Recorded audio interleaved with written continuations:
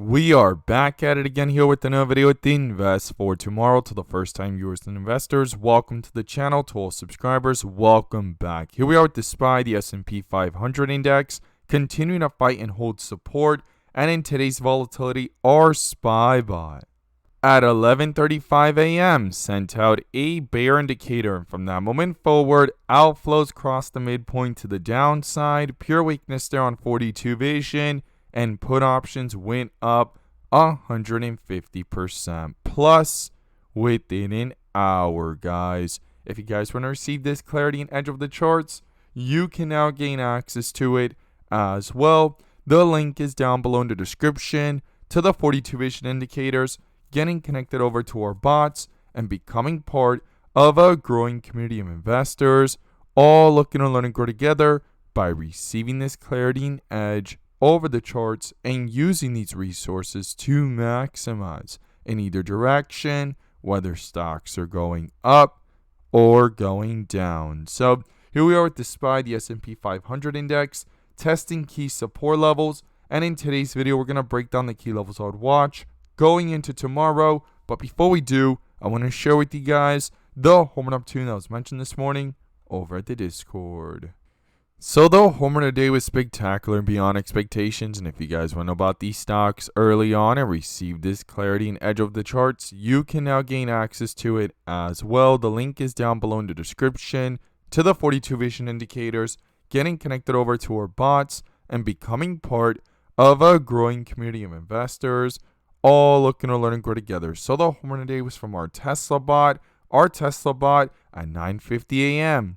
sent out a bull indicator, and from that moment forward, inflows crossed the midpoint to the upside, full strength on 42 vision, and call options went up 80% plus within an hour, guys. If you guys want to receive this clarity and edge of the charts, you can now gain access to it as well. The link is down below in the description to the 42 vision indicators, getting connected over to our bots. We look forward to having you join us, and we strive for opportunities like these every single day.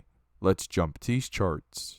Here we are with the SPY, the S&P 500 index, doing a full transition here from bright green bars to white with red borders. And if this is your first time coming across the channel, this is 42 vision, which allows us to see the dips from the rips to the dips, and where the strength and weakness lies within the charts. And we also use our bull and bear indicators and inflow versus outflow as an extra layer of confirmation, which I'm going to pull up here and you can now gain access to as well. The link is down below in the description to the 42 vision indicator, getting connected over to our bots and becoming part of a growing community of investors, all looking to learn and grow together by receiving this clarity and edge over the charts and using these resources to maximize in either direction, whether stocks are going up or going down. And in today's video, I'm going to pull up the inflow versus outflow indicator, which adds that extra layer of confirmation and gives us that edge within the volatility. So here we have the SPY, the S&P 500 index, back under a bear indicator in yesterday's volatility, right? There was one that popped up back on Wednesday of last week at 581. It got canceled by a bull indicator on Friday at the 570 level. Big rejection there as it reached up towards 575. And a bear indicator has popped up and dominated over the chart on the 30-minute chart since 573. Now, we have hit a full transition from bright green bars back to white with red borders, and it's coming to retest here in the second half. We're going to need to look at the inflow versus outflows, which I'm going to pull up in just a moment, but a huge support here near the 568 to 569 level. So definitely something to not ignore. Could this double bottom here and push back up to retest key resistance levels? And that's what we're going to break down in today's video. Now, when we go ahead and look at this within the 1 hour chart, we could see a bear indicator popping up as well at the 570.95 level. And quickly things are accelerating to the downside here in the after hours, in the live action, right? Fighting there to stay above 569, but it's actually testing key support levels. Now, It's not the only stock under a bear indicator on the 30-minute. You have the QQQ here with a bear indicator at 487. You have Tesla here popping up with a bull indicator for the first time since the bear indicator up here at 559, down here at the 244 level. And then you have Apple here as well, popping up with a bull indicator for the first time since the bear indicator up here at 233. And when we pull up Netflix, it is having lots of volatility and sideways action. After earnings, it had a huge pop, and now it's back under a bull indicator here at 755. So we have the indexes, the QQQ and SPY under bear indicators, but individual stocks trying to pop up with bull indicators, and to justify those moves up, inflows need to follow, and we definitely want to see the SPY and QQQ moving up with it. Now, in the volatility of the 15-minute, we could see here a bear indicator dominating all day. The pre-market resistance of 572.50. It got rejected in the live action, and a bear indicator popped up at 572. And you could see that drop there multiple times, trying to push up. And that's when things sharply dropped from 572 back down to 567, and bouncing back up, fighting to stay above the 568 and 569 level. And we're seeing here in the after hours having some volatility. So going into tomorrow, it's going to be crucial to justify any move to the upside, a bear indicator cancellation with a bull indicator, and inflows to follow as well, which I'm going to pull up now, and we're going to break down the key levels I would watch going into tomorrow. Here we are with the SPY, the S&P 500 index, with outflows dominating on the 30-minute all day today, right?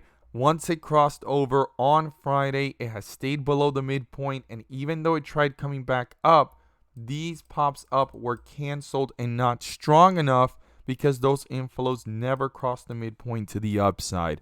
That was something crucial to not ignore.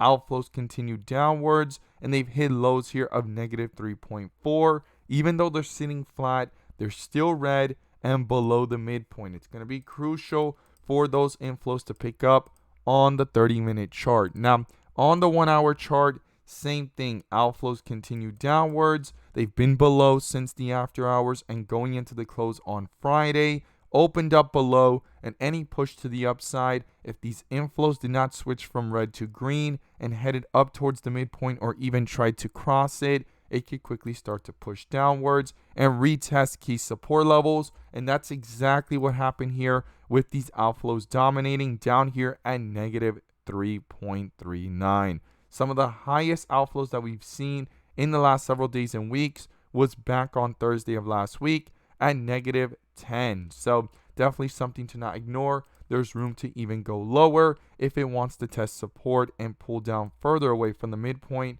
to the downside. So definitely something I will be watching here in the bigger picture. In the volatility of the 15-minute, every single time it tried coming back up, inflows barely got above and quickly were negated with outflows coming back down. And outflows are currently sitting at negative 2.45. Now, the first thing I'll be watching is if these outflows continue on the 15-minute, on the 30-minute, and pull down even further, we could see that weakness start to reflect into the charts pretty quickly, and on the 30-minute, pulling further away from the midpoint as well. The first support I'll be watching is 567.